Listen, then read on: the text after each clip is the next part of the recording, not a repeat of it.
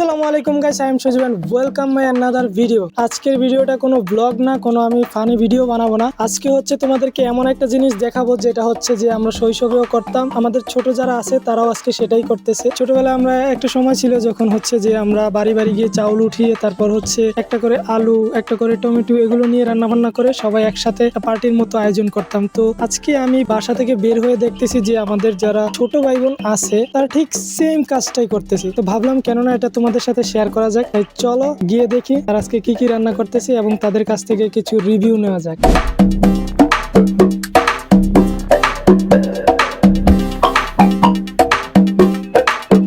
তোমরা কোন সময় থেকে শুরু করছো এগুলা? 1 ঘন্টা দিয়ে। 1 ঘন্টা হইব?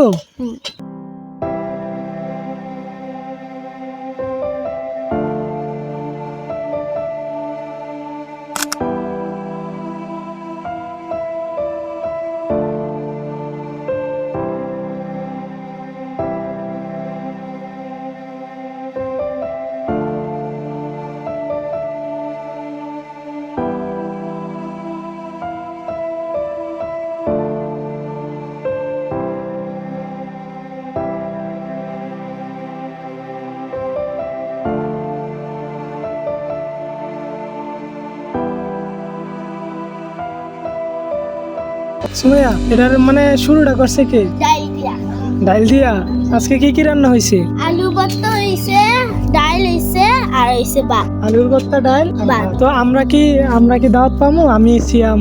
আমাদের হ্যাঁ। এই খেলাটা আমরা শৈশবে অনেক খেলেছি, মানে এটাকে আমাদের গ্রাম্য ভাষায় জোলাবাতি বলা হয়।